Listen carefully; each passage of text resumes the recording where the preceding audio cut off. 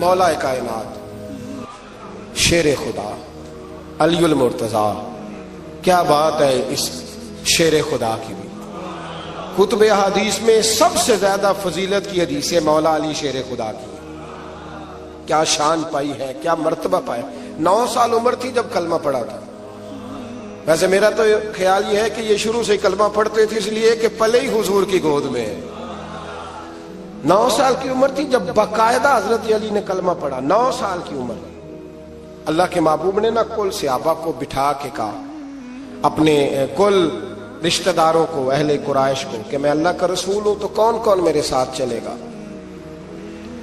کھانا کھانے سارے آ گئے، جب کہا نا تعاون کون کرے گا تو سب چپ کر گئے۔ جب کہا نا میں اللہ کا رسول ہوں تو پیچھے کون چلے گا۔ آگے لگ کے چلنا بھی آسان ہوتا ہے، ساتھ مل کے چلنا بھی آسان ہوتا ہے، مشکل ہوتا ہے پیچھے پیچھے چلنا، وہ مشکل ہوتا ہے، وہ نہیں لوگ چل پاتے۔ کون پیچھے چلے گا، میں اللہ کا نبی ہوں تو سانپ سون گیا، لوگ خاموش ہو گئے۔ تو حضرت علی کہتے ہیں میں چھوٹا تھا، قد بھی میرا چھوٹا تھا، عمر 9 سال تھی، کھجور کھا رہا تھا، کرتا لمبا پہنا تھا۔ جب کوئی نہ بولا تو حضرت علی کہتے ہیں میں نے پوری کھجور بھی نہیں کھائی، ابھی منہ میں تھی، باقی کی میں نے ویسے ہی ساری نکال لی، بعد میں کھا لوں گا، اور وہ کھجور میں نے جیب میں ڈال لی کہ دیر نہ ہو جائے۔ اور آپ فرماتے ہیں میں پنجوں کے بل کھڑا ہو گیا اور میں نے دونوں بازو کھڑے کر کے کہا یا رسول اللہ یہ نہیں نہ بولتے، ابو لہب، عتبہ، عتیبہ، شعبہ، ابو سفیان نہیں نہ بولتے تو نہ بولے، حضور آپ پریشان نہ ہو، انا حافظوں کا یا رسول اللہ، انا ناصروں کا یا رسول اللہ، حضور میں ہر دشمن کے مقابلے میں آپ کی حفاظت کروں گا، دین کے ہر کام میں میں آپ کی مدد کروں گا۔ کہاں حضرت علی نے دوستی لگائی، کہاں 9 سال کی عمر میں، کہاں دوستی، پانی پرن سہیلیاں، رنگا رنگ کڑے پر پریا اس دا جانیے جس دا تو حضور میں۔ اور پھر حضرت علی ہر میدان میں آپ کو نظر آئے، ہر بدر میں بھی مولا علی، احد میں بھی مولا علی، خندق میں بھی مولا علی۔ خیبر والے دن آنکھیں دکھتی تھی پر میرے حبیب نے فرمایا اسے بلاؤ، جھنڈا بھی اسے ہی دینا ہے اور فتح بھی اللہ اسی کے ہاتھ پہ عطا فرمائے۔ یعنی تکلیف بھی تھی، آنکھیں دکھتی تھیں، حضرت علی بظاہر بیمار تھے، لیکن حضور نے فرمایا چونکہ انہوں نے وعدہ کیا ہے وہی آئیں گے، میدان میں نکلیں گے۔ ہر صحابی شان والے، حضرت ابوبکر صدیق کے مقام کو کون پہنچ سکتا ہے، جناب عمر، جناب عثمان، طلحہ و زبیر، ہر ایک کی کیا بات ہے۔ لیکن میرے نبی کریم علیہ الصلوۃ والسلام نے ہر میدان میں انہیں یاد کیا اور وہ ہر میدان میں پہلی صف میں نظر آئے۔ 63 سال عمر تھی حضرت علی کی، کوفے کے بازار سے گزر رہے تھے، ایک کافر نے آ کے خنجر مارا اور جناب علی المرتضی شیر خدا کی داڑھی سے جب خون نکلا نا، وہ 9 سال کی عمر میں وعدہ کیا تھا کہ میں دین کا مددگار بنوں گا، اور جب 63 سال کی عمر میں زخم لگا کوفے کی گلی میں تو جناب علی نے اپنا خون دیکھا، اور جب زمین پہ گر رہے تھے تو پتہ کیا کہہ رہے تھے، فزت برب الکعبہ، لوگوں رب کعبہ کی قسم میں کامیاب ہو گیا، میں نے آج اپنا وعدہ نبھا دیا، لے سجنا اسا توڑ نبھائی، لے سجنا اسا توڑ نبھائی تے جان دتی راہ تیرے، ختم ہو گئی بات، لے او سجنا اسا توڑ نبھائی، عشق لگا سی کھیڈاں کھیڑ دی لو تے پھر مینوں کھیڈاں بھول گئیاں، میں کجل پایا سی یار دے ویکھنے، پھر وہ دی یاد وچ روندیاں ہی ڈول گئیاں تے حیدر شاہ اس گلی کدے بھی نہ رول دی، پر ہن تے رول دی رول گئیاں تے بلے شاہ دی ہو جانے، سانو اپنی توڑ نبھا لیندے۔ عزیزو یاد رکھو اللہ رسول سے رشتہ نا ہر لمحہ نبھاؤ۔ میں نے جمعے والے دن بھی کہا تھا کہ مجھے سمجھ نہیں آتی کہ شب برات کو لوگ رو رو کے دعا مانگتے ہیں، میں نے معراج شریف کی رات زیادہ دعا نہیں منگائی۔ میں کہتا ہوں کہ اتنا مسلمان ساری رات رو رو کے دعا مانگتا ہے تو سویرے کرپشن تو پھر بھی نہیں ختم ہوتی۔ توبہ کا ترجمہ یہ ہے کہ پچھلے گناہوں پہ شرمندہ ہوں تو آئندہ نہ کرنے کا وعدہ کرتا ہوں، یہ توبہ ہے۔ یہ بولیے آپ دیکھیں نا ہر مسجد میں رش ہے، اللہ کا فضل ہے، ہم تو ویسے چھوٹے لوگ ہیں لیکن الحمدللہ تعالی یہاں بھی کوئی جگہ نہیں بیٹھنے اٹھنے کی۔ لیکن کیا یہ رسم ہے کہ استغفر اللہ رو رو کے دعا مانگی اور سویرے اسی طرح جھوٹ بولنے کا ارادہ چھوڑا ہی نہیں، فریب چھوڑا ہی نہیں؟ یہ کوئی رسم ہے؟ یہ کوئی ایکٹنگ کرنے آئے ہیں مسجد میں؟ ایک دستک دے رہا ہوں، آپ کو سمجھا رہا ہوں. توبہ کا مطلب یہ ہے کہ آج کے بعد جھوٹ نہیں بولوں گا، آج کے بعد غیبت نہیں کروں گا، آج کے بعد حرام نہیں کھاؤں گا، کسی مسلمان کو تکلیف نہیں دوں گا، ماں باپ کو نہیں ستاؤں گا، کسی کی عزت کو نہیں اچھالوں گا. یہ توبہ کا معنی ہے. لیکن ساری رات روتے رہے اور سویرے پروگرام یہ ہے کہ دکان پہ جاؤں گا تو جھوٹ بولوں گا، کم ناپوں گا، کم تولوں گا، تو یہ توبہ ہے؟ دیکھیں نا، مجھے پتا چل جائے کہ ایک بندہ میرے سامنے آ کے کھڑا ہوا ہے پر وہ جھوٹا ہے، وہ میری تعریفیں کر رہا ہے پر جھوٹا ہے، مجھے غصہ آئے گا کہ نہیں آئے گا؟ لیکن اللہ رسول کی بارگاہ میں ساری رات رو رو کے ہائے ہائے کرنا، سویرے پھر وہی پروگرام.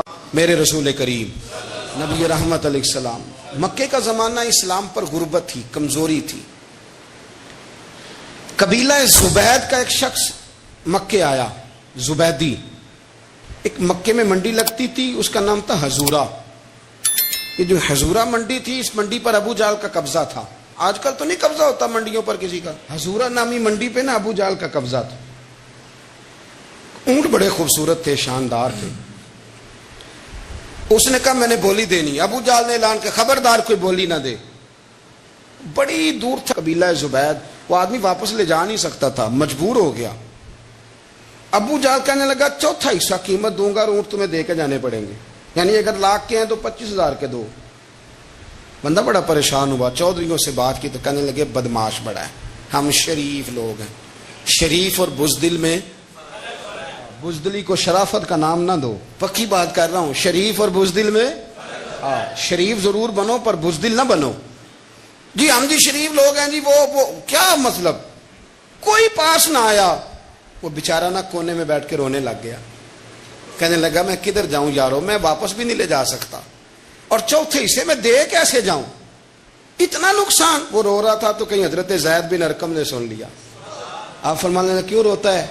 کہنے لگا یار میں نے تو اہل عرب کی تعریف سنی تھی، میرے ساتھ کھڑا ہی کوئی نہیں ہوتا. تو آپ فرمانے لگے تو نے عربی دیکھا ہی کب ہے؟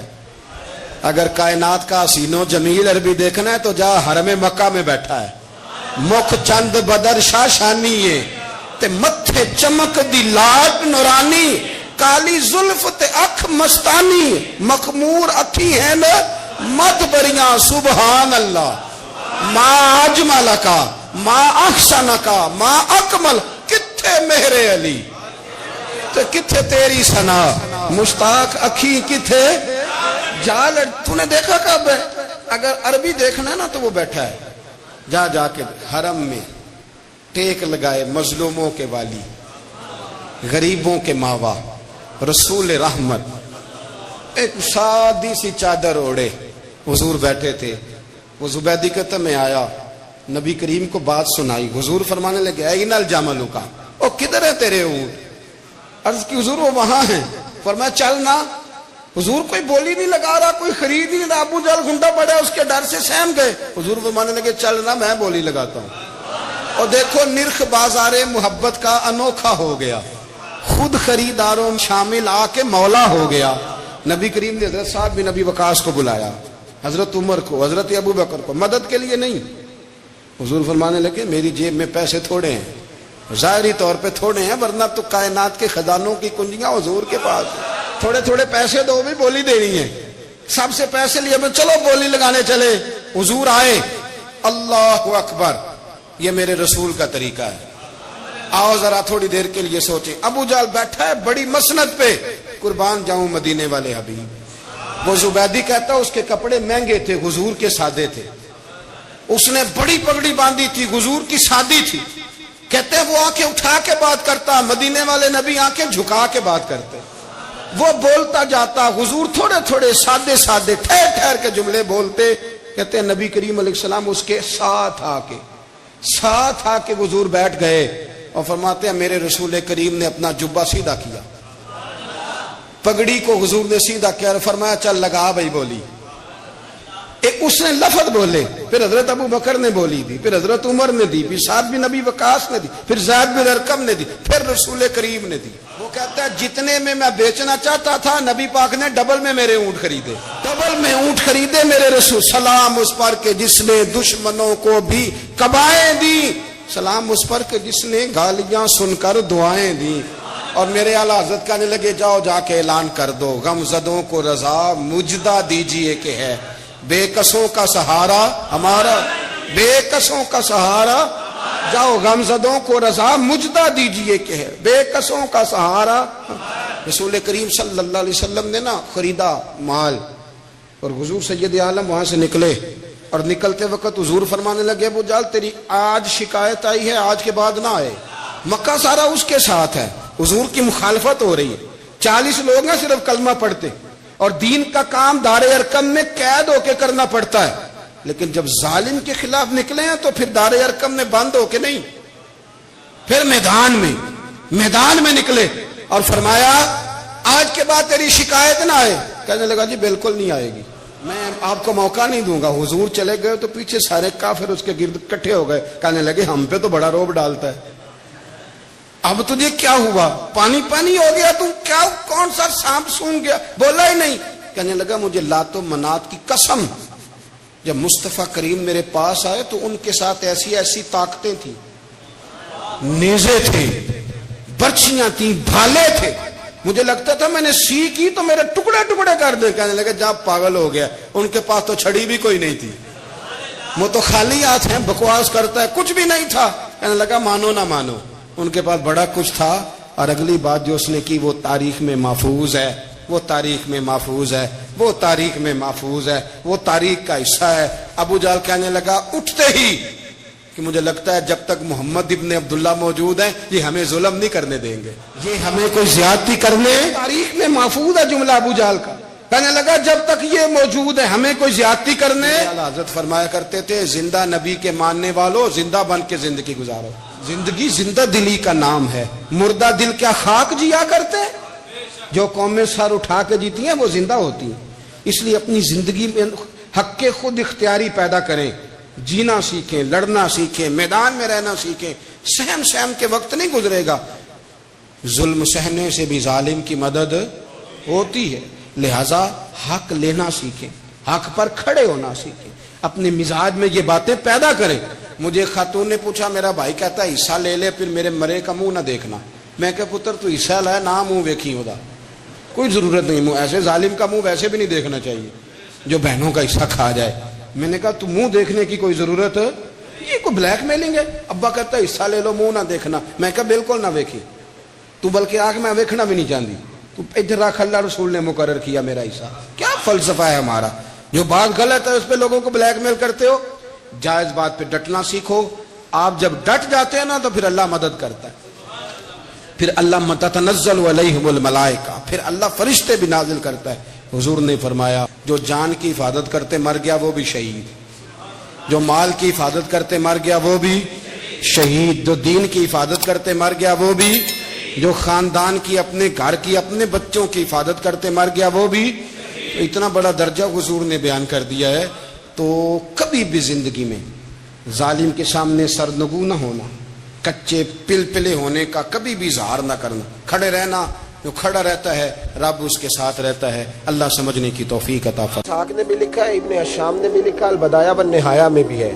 کچھ تو لوگ ایک ایک دو دو کر کے مسلمان ہوئے نا، کچھ قبیلوں کے قبیلے مسلمان ہوئے. بنو عراش ایک قبیلہ تھا، اس کا ایک شخص مسلمان ہوا، پھر سارا قبیلہ مسلمان ہوا. وہ کہتا ہے میں نا مکہ مکرمہ آیا. یہ وہ دور تھا جب نبی پاک علیہ السلام نے ابھی اعلان نبوت فرمایا تھا، اور وہ اسلام پر غربتوں کے دن تھے. سارا مکہ جب جتھا ہو جاتا ہے پھر تو بندے کی بڑی بات ہوتی ہے نا، اور جب ایک ایک دو دو سنگی ہو تو پھر مشکل ہوتا ہے. غربتوں کے دن تھے. کہتے ہیں میں مکے آیا، میں چھوٹا سا کاروباری تھا، بیوپاری تھا، تاجر تھا. میں گاؤں سے جانور خریدا کرتا تھا، شہروں میں بیچا کرتا تھا. کہتے ہیں میں نے نا 2 اونٹ یا 2 گھوڑے، مختلف کتب میں مختلف لفظ ملتے ہیں. کہتے ہیں وہ 2 اونٹ میں گاؤں سے لایا، مکے میں نے بیچنے تھے. جب میں مکے پہنچا تو پہلی ملاقات ہی ابو جہل سے ہو گئی. مجھے کہنے لگا یہاں ایک شخص نے دعویٰ کیا نبوت کا، اس کے قریب نہیں جانا. کہتے ہیں میں نے کہا یار مجھے تو پتہ بھی نہیں تھا، یہ تو تعارف تم نے کرایا ہے. تو کہنے لگے ان کے قریب نہیں جانا. کہتے ہیں میں بڑا کم دائیں بائیں تو آتا تھا، مکے میرا کم آنا جانا رہتا تھا. قریب نہیں جانا. میں نے کہا چلو نہیں جاتے. کہتے ہیں اسے اونٹ پسند آ گئے, اس نے خرید لیے. میں نے کہا پیسے؟ تو کہنے لگا کل دے دوں گا. اگلے دن میں اس کے گھر لینے گیا تو کہنے لگا کل دوں گا. اب ہوٹل بھی نہیں ہوتے تھے, پردیسی بیچارے, بڑے ان کے لیے مشکلات ہوتی تھی کسی دوسرے شہر میں رہنا. کہتے ہیں میری کل جمع پونجی بھی وہی تھی جو میں نے لگا دی. تیسرے دن میں گیا تو میں نے کہا یار میرے پیسے دے, میں غریب آدمی ہوں اور میرے تو بچے انتظار کر رہے ہیں اور میں سڑک پہ سو کے وقت گزارتا ہوں, میرے پیسے دے میں جاؤں. کہتے میں نے دبا کے بات کی تو ابو جہل کہنے لگا جا دوڑ جا, جہاں سے ملتے ہیں لے لے. کہتے ہیں پردیس تھا, انشاءاللہ پردیسی کوئی بھی نہ تھی کخ جنا تو پارے. کہتے ہیں کہ میں پریشان ہو گیا. کہتا جا دوڑ جا. میں کانپنے لگا. میں نے لوگوں سے پوچھا چودھری کہاں بیٹھتے ہیں, سردار کہاں؟ انہوں نے کہا حرم مکہ میں جو ٹولیاں بنا کے بیٹھے ہیں وہ ہمارے سردار ہی ہیں. کہتے ہیں میں وہاں پہنچا, اتبا, اتیبہ, شیبہ, اخنس بن شریح, ابو سفیان سب بیٹھے تھے. میں قریب گیا. میں نے کہا مکے کے سرداروں, میں تمہارے شہر میں لٹ گیا, میرے لیے مشکل بن گئی. کہا کیا ہوا؟ کہنے لگے ایک آدمی نے مجھ سے 2 اونٹ خرید لیے, وہ میری کل کمائی تھی, پہلے تو آج کل کرتا رہا, اب کہتا ہے جا دوڑ جا, کچھ نہیں ہے, میری مدد کرو. کہتے ہیں اتبا بولا. کہنے لگا کس کی طاقت ہے ہمارے ہوتے ہوئے تیرے پیسے دبا جائے؟ کہتے ہیں جب اس نے یہ کہا تو میرے اندر امید کی کرن چمکی کہ میرے مل جائیں گے. کہتے کون ہے بتا؟ میں نے کہا کہ ابو جہل. کہتے اس نے ساتھ ہی نا گردن جھکا لی. کہنے لگا اوہو وہ تو بہت بڑا گنڈا ہے, تو کہاں الجھ گیا؟ وہ تو پیسے نہیں ملتے. کہتے ہیں اب تو میرے پاؤں تلے زمین نکل گئی. یہ تاجر نا جب ڈوبتا ہے تو خودکشی کرتا ہے معاذ.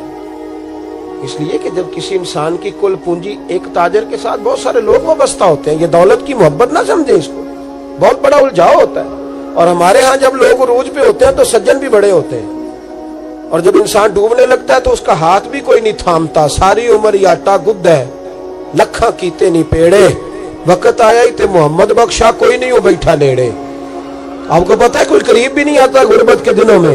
کہتے ہیں میں کانپنے لگا, اب میں کیا کروں گا, میری بیٹیاں میرے بچے تو روئیں گے. ادھر دیکھنا میری طرف. کہتے ہیں سامنے نا بیت اللہ شریف کے ساتھ ٹیک لگا کے آمنہ کے لال بیٹھے تھے, سادہ سا لباس, سادہ سا. حضور نہ کوئی تسبیح پڑھ رہے تھے. اتبا نے معاذ اللہ ثم معاذ اللہ, نقل کفر, کفر نہ باشد, پھبتی کسی مذاق کیا. کہنے لگا وہ جو بیٹھے نا وہ تیرا مسئلہ حل کر سکتے ہیں, وہ.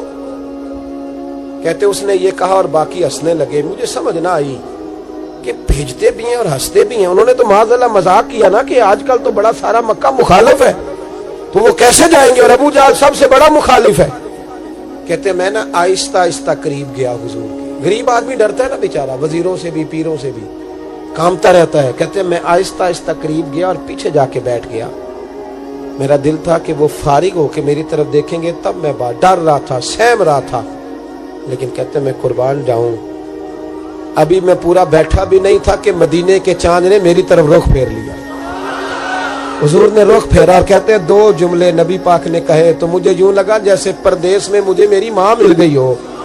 کہتے ہیں 2 جملے, میں کھل کے رویا. 2 جملے صرف. پہلا جملہ محبوب نے فرمایا پردیسی لگتے ہو, اور دوسرا فرمایا پریشان لگتے ہو. ایک باری میریاں اکھیاں چوں اونا نے اتھرو پونجے سن, ہن تے چسکا پہ گیا رونے دا, ہن تے چسکا پہ گیا رونے دا, تے ہر ویلے آہو زاری دا. کہتے ہیں نبی کریم علیہ الصلوۃ والسلام نے جب پوچھا تو میں رویا. میں نے کہا محبوبہ میں آپ کو جانتا تو نہیں, پر پردیس میں لٹ گیا ہوں. کہتے ہیں میں رونے لگا تو حضور نے فرمایا چپ کر, رونے کی بات نہیں. میرے کاندھے پہ تھپکی دی, فرمایا پریشان نہ ہو. پہلا ہی جملہ, پوچھا بھی نہیں کام کیا ہے, یہ بھی نہیں بتایا مسئلہ کیا ہے. محبوب فرمانے لگے چپ کر, آنسو پوچھ لے, جیسے تو کہے گا نا ویسے ہی ہو جائے گا. وہ بریلی کے امام بولے اور فرمانے لگے غم زدوں کو رضا مجدہ دیجئے کہ ہے, غم زدوں کو رضا مجدہ دیجئے کہ ہے, بے کسوں کا سہارا ہمارا نبی, سب سے اولا ہو آلہ ہمارا, سب سے بالا ہو آلہ ہمارا نبی. کہتے ہیں نبی کریم علیہ السلام نے فرمایا جیسے تو کہے گا ویسے ہی. کہتے ہیں پھر حضور نا میرا بازو پکڑا اور گھر لائے. تعلق نہیں پوچھا, رشتہ نہیں پوچھا, کام نہیں پوچھا. پھر حضور نے مجھے چٹائی پہ بٹھایا, میں کئی دنوں کا بھوکا تھا، دلوں کے حال جاننے والے رسول نے مجھے سرکہ دیا، کھانا دیا، شہد دیا، دودھ پلایا۔ جب میں سیر ہو گیا نا اور کچھ مجھے تسلی ہوئی تو فرمانے لگے بتا تیرا مسئلہ کیا ہے؟ میں نے کہا یا رسول اللہ صلی اللہ علیہ وسلم 2 اونٹ بیچے تھے، حضور کو جانتے نہیں ابھی تک، 2 اونٹ بیچے تھے، خرید لی ابو جہل نے، پہلے تو آج کل کرتا رہا، اب کہتا ہے دوڑ جا کوئی نہیں، حضور پردیس میں لٹ گیا ہوں، سرداروں کے پاس گیا ہوں تو وہ کہتے ہیں وہ تو سب سے بڑا گنڈا ہے، وہ تو نہیں دے گا۔ کہتے ہیں میں نے بڑی باتیں سنائی تو محبوب نے ہلکا سا جملہ، کخ سواد نہیں مشری اندر، اساں کھنڈا می چکھ ڈٹھیاں، انہاں ساریاں شیواں نالوں گلاں سجن دیاں مٹھیاں۔ جنہوں نے کرنا کچھ نہیں نہ ہوتا ان کے دعوے لمبے چوڑے ہوتے ہیں، اور جنہوں نے کچھ کرنا ہوتا ہے نا وہ تو مختصر بات کرتے ہیں۔ حضور فرمانے لگے کوئی پریشانی والی بات نہیں، دینے کیوں نہیں پیسے، دے گا کہ وہ ہلکی سی بات۔ حضور فرمانے لگے چل میں تیرے ساتھ چلتا ہوں۔ یہ کونسلر صاحب کبھی رکا بھی لکھ دیں تو ان کی مہربانی، اور ٹیلی فون کر دیں تو پھر تو وہ کہتے ہیں 3 سال کا احسان تیرے اوپر چڑھ گیا ہے تو میں نے پورا ہی فون کر دیا تیرے نام کا۔ حالانکہ جب ووٹ لینے آئے تھے تو کہتے تھے میں قوم کا خادم ہوں، اور پھر یہ قوم کا غریب آدمی دروازے پہ جا کے بیٹھتا ہے تو پتہ چلتا ہے چودھری صاحب ٹوتھ پیسٹ کر رہے ہیں، پھر پتہ چلتا ہے بریڈ ٹھنڈا ہو گیا تھا تو گرم ہونے گیا، پھر پتہ چلتا ہے کہ گاڑی باہر آ کے پوچھتے ہیں گڈی کرائی یا؟ شرم کرو، شرم کرو، وارث شاہ مان کری نہ وارثانہ، رب بے وارثہ کر کے مار دیں۔ اگر اللہ نے تمہیں اعزاز دیا تو غریبوں کو رول کے مارو گے؟ شرم نہیں آتی؟ کل تک کہتے تھے قوم کے خادم ہیں، آج اسی قوم کا یہ حال کرتے ہو، تمہیں حساب دینا پڑے گا صبح قیامت، اللہ تم سے پوچھے گا۔ حضور نے فرمایا جس کے ذمے اللہ نے کچھ لوگوں کی ڈیوٹی لگائی، رعایا بنایا، اسے اپنی رعایا کے بارے میں جواب دینا پڑے۔ کہتے ہیں نبی کریم علیہ السلام نے فرمایا چل میں تیرے ساتھ چلتا ہوں، قربان جاؤں۔ کہتے ہیں نبی کریم نے نظریں جھکائی ہیں، سادہ سا امامہ، سادہ سا لباس، اور سارے رستے میں باتیں کرتا رہا پر حضور نہ ہلکا ہلکا میری طرف دیکھتے پر بولتے کچھ نہیں۔ کہتے میں رستے میں سوچنے لگا کہ وہ تو بڑا گنڈا ہے اور محبوب تو بولتے بھی دھیما دھیما ہے، اس کے ساتھ بات کیسے کریں گے؟ میں جب آپ اس ذوق سے اللہ رسول کی بات لیں گے نا اس طرح، یعنی بندے کا پیالہ سیدھا ہی نہ ہو اور وہ خیرات مانگنے آ جائے، اس کا چہرہ اس طرف اور وہ کہے جناب اگر مہربانی ہو تو دے دے، نہیں تو میں جا رہا ہوں، تو دیتا ہے کوئی؟ اس کی نا وہ کیفیت دیکھ کر، اس کا ذوق دیکھ کر، اس کا درد دیکھ کر، اس کا ذوق دیکھ، حضور کی حدیث سے، قرآن کی آیت سے جب تک یہ والا ذوق نہیں ہوتا، یعنی ہمیں صحیح حدیث میں ملتا ہے کہ ایک شخص مدینہ طیبہ میں رہتے تھے پر انہیں پتہ چلا تھا کہ ایک بندے کے پاس حدیث ہے پر بندہ دمشق میں ہے، تو وہ ایک حضور کی حدیث لینے کے لیے مدینے سے دمشق آئے اور پوچھا کیسے آئے ہو؟ تو کہنے لگے مجھے پتہ چلا ہے آپ کے پاس حضور کی ایک حدیث ہے، مجھے وہ میرے نبی کی بات تو سنا دے۔ وہ ذرا حضور کا فرمان تو، ہمارے بزرگوں کا یہ جو آپ کا کیا خیال ہے کہ جو بابا تسبیح 24 گھنٹے پھیرے صرف وہی ولی ہے؟ وہ بھی بڑی بات ہے، لیکن یہ جو آپ کو کتابوں میں ہر وقت بیٹھے نظر آتے ہیں نا، یہ جو ہر وقت آپ کو لائبریریوں کے اندر موجود دکھائی دیتے ہیں، یہ جو ہر وقت شروحات کھولے ہوئے دکھائی دیتے ہیں، یہ شروحات نہیں کھولے ہوئے، یہ مدینے والے کی محبت کے نغمے تراش رہے ہیں اور پیار ان کا ہو رہا ہے حضور کے ساتھ۔ جب تک ہم اس ذوق سے دین، ہمارے بزرگوں کا نا یہ ایک خاصا رہا، اعلیٰ حضرت بریلوی رحمت اللہ علیہ سے کہا گیا کہ آپ قرآن مجید کا ترجمہ کریں، اردو میں اس ترجمے کو آپ کریں تاکہ لوگ استفادہ کر سکیں۔ تو فاضل بریلوی نے کیا کہا، ٹھیک ہے، بڑے عالم تھے نا، 100 کے قریب علوم جانتے تھے اور دسترس رکھتے تھے چیزوں پر، انہوں نے یہ نہیں کہا کہ یہ تو میری مطلب مٹھی کا کام ہے، معاذ اللہ بھائی ہو جائے گا، انہوں نے کہا یہ بڑا مشکل کام ہے بھائی، قرآن پاک کا۔ فرمانے لگے لکھنے والا بھی باوضو ہونا چاہیے، جو لکھا رہا ہے، جو بیٹھا ہے، جو امداد کر رہا ہے، جو کاغذ لا رہا ہے، جو چھپائی ہوگی، جو لے کے جائے گا، جو لائے گا، ہر آدمی طہارت والا ہونا چاہیے۔ فرمایا یہ جب چھپنے جائے گا تو اس وقت بھی سارے آداب کا خیال رکھا جائے، عام کتاب نہیں، اللہ کا کلام ہے۔ یہ ذوق، اذان شروع ہوگی، اذان سنے گی۔ ایک تو یہ کہ ان لوگوں نے نا بڑے ذوق سے اس کو نا بڑے پریم سے لیا، بڑے پیار سے لیا۔ ہم نہ جب تک کتاب و سنت کو اس ذوق سے پڑھتے نہیں، سنتے نہیں، اور وہ خاص شوق نہیں پیدا کرتے، وہ چیز نہ طبیعت میں بیٹھے گی نہیں۔ دوسری پھر بات یہ تھی، کسی بندے کو کنفرم ہو جاتا ہے کہ یہ فلاں چیز میرے بچے کے لیے بڑی اچھی ہے اور فلاں اس کے لیے نقصان دہ ہے، اور بچہ خدا نہ خواستہ کسی وجہ سے بیمار ہے یا اس کا ضرورت مند ہے، آپ اندازہ کر لیں کہ وہ بندہ نا پھر پوری جد و جہد کرتا ہے، پوری کوشش کرتا ہے۔ ویسے تو اماں کا دل نہیں کرتا کہ ایک ہلکی سی سوئی بھی بچے کو چبھے، لیکن اگر ڈاکٹر کہہ دینا کہ مجبوری ہے تو پھر کئی دفعہ وہ خود پیر پکڑ کے بچے کو انجیکشن لگواتی ہے، اور جب اس نے لگوا لیا پھر اس کو سینے سے بھی لگاتی ہے، پیار بھی کرتی ہے، وہ کہتی ہے پتر یہ میری مجبوری تھی ورنہ میں چاہتی نہیں۔ جب کسی چیز کو وہ اپنے بچے کے لیے بڑا بہتر جانتے ہیں نا، آپ نے دیکھا نہیں ساری زندگی باپ پردیس میں گزارا ہے، ساری زندگی تکلیف میں گزاری ہے، کس لیے؟ کہ میرے بچے پڑھ جائیں، قابل ہو جائیں، آگے چلے جائیں۔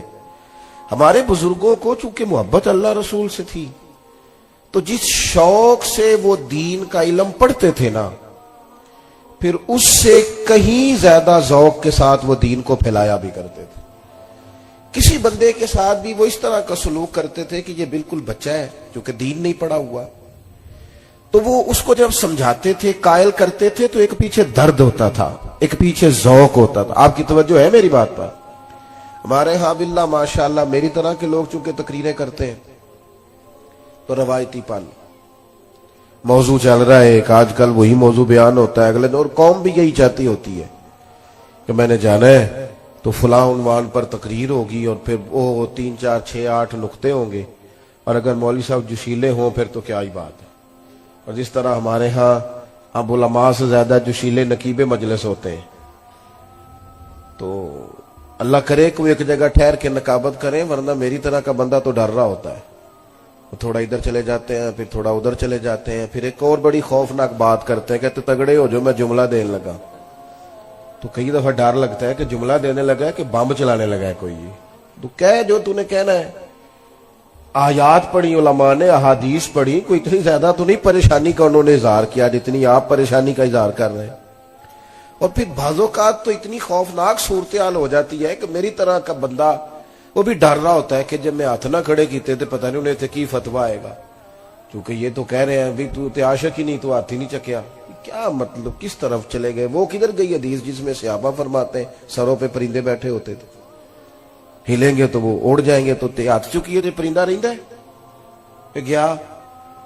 چلیں جو اٹھائے اچھی بات ہے، اس سے انکار نہیں، ضرور اٹھائے، خیر کی بات، لیکن جو نہیں اٹھا رہا اس پر جبر کس بات کا، اس پر فتویٰ کس بات کا، آزمائش کس بات کی؟ اس لیے نقیب محفل سے بالخصوص میں عرض کرنا چاہوں گا کہ کچھ چیزیں ایسی ہیں جن کا اعتدال میں ہونا بڑا ضروری ہے، بڑا ضروری ہے، ان کو اعتدال میں رکھا جائے۔ آپ میری بات کو سمجھیں گے، ہمارے بزرگوں نے، صوفیاء نے نا، درد تھا ان کے دلوں میں کہ میں نے دین پھیلانا ہے، درد تھا۔ بے نمازی کو دیکھ کے پریشان ہو جاتے تھے، جو بندہ مسجد نہیں آتا تھا اس کو دیکھ کر ان کا دل دکھتا تھا، کسی کو قرآن پاک نہیں آتا تو پریشان تھے۔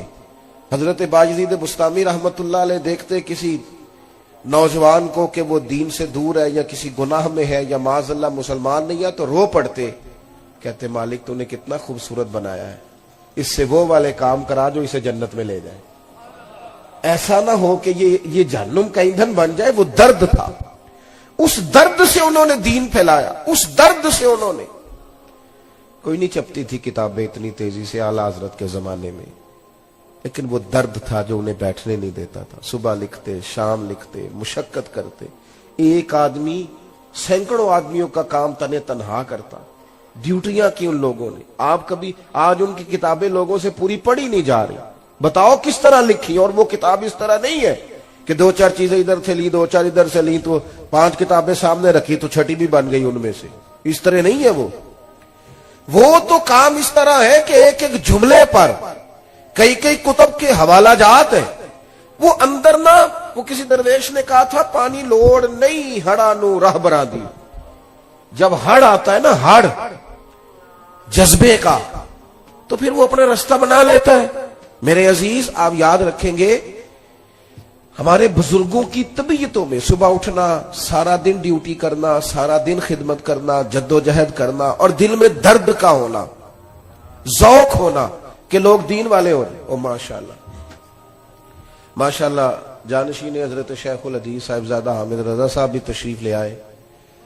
تو میں یہ عرض کر رہا تھا کہ ذوق جب آپ کا شوق ہو جاتا ہے نا، میں نے دین پھیلانا ہے، تبلیغ کرنی ہے، پھر بندہ نکلتا ہے. پھر اس میں وہ حضور غوث پاک رضی اللہ تعالیٰ عنہ جب مجلس واعظ منعقد کرتے تھے نا، ممبر پہ بیٹھتے تو آنے سے پہلے دعا مانگتے تھے. کہتے تھے اللہ میں بات کروں گا تو اس میں تاثیر پیدا کر دینا. اور پھر جب گفتگو مکمل کر کے لوٹتے تھے تو عرض کرتے تھے مالک اگر کو میں نے خیر کا جملہ کہا ہے تو پھر ان کے دلوں کو بدل دینا. وہ ایک یعنی مجمع سے دان لینا مقصود نہیں، دعوت دین دینی ہے، پیغام حق سنانا ہے. دل میں ایک درد ہے کہ بے دینوں کو دیندار کیا جائے، جو مسجد سے دور ہے انہیں مسجد کے قریب کیا جائے. ان کو حضرت جنید بغدادی فرماتے ہیں کہ میں حضرت سری سکتی رحمت اللہ علیہ کے ساتھ جا رہا تھا، ایک جگہ کچھ مجمع تھا، لوگ جمع تھے. حضرت نے فرمایا بڑھ کے دیکھو کیا ہے. کہتے میں نے دیکھا ایک شخص نے نا معاذ اللہ ثم معاذ اللہ شراب پی ہے اور وہ نشے میں دھوت ہے ایک بڑے اچھے وزادار گھر کا نوجوان، اور وہ گرا ہوا ہے اور وہ اول فول باتیں کر رہا ہے، اور لوگ وہاں کچھ تمسخر اڑا رہے ہیں اور کچھ اس کو ویسے دیکھ رہے ہیں. تو مجمع لگ گیا. کہتے ہیں حضرت سری سکتی رحمت اللہ علیہ کو میں نے آ کے عرض کی حضور چلیں، ایک آدمی نے شراب پی ہے اور اس کی حالت غیر ہے تو لوگ اس کو دیکھ رہے ہیں. تو فرمانے لگے جنید کیا بات کرتے ہو، اس حال میں چھوڑ کے چلے جائیں اور بندہ ہے مومن کو. کہتے ہیں حضرت اپنی چھڑی پہ سہارا لیتے ہوئے ایک سائیڈ سے میرا بازو تھامتے ہوئے اس شخص کے قریب آئے، اور چونکہ لوگ بزرگوں کا حیا کرتے تھے، جتنے لوگ کھڑے تھے چلو اپنا اپنا کام کرو. لوگ سبھی رخصت ہو گئے. شیخ مجھے کہنے لگے ایک پیالے میں پانی تو لاؤ. کہتے میں پانی لایا تو حضرت نے اپنے بوڑھے ہاتھوں سے اس کا منہ دھویا، پھر اس کے سر پہ تھپکی دی اور کہا بیٹا گھر جاؤ. اور جب اٹھے تو میں نے اٹھتے اٹھتے ان کی داڑھی پر ان کے آنسوؤں کو گرتے دیکھا. رو کے کہنے لگے مالک میں ایک کمزور بندہ ہوں، بے بس ہوں، میں منہ دھو سکتا ہوں، دل تو نہیں نہ دھو سکتا. میری جو حیثیت تھی اس کے مطابق میں نے ڈیوٹی کر دی، میں منہ ہی دھو سکتا تھا، وہ میں نے دھو ڈالا. دل تیرے دست قدرت میں ہے، مہربانی فرما دے. حضرت جنید فرماتے ہیں اگلی صبح جب تہجد کی نماز کے لیے ہم پہنچے تو وہ جو کل عصر کا شرابی تھا آج تہجد کی نماز کے لیے بیٹھا تھا.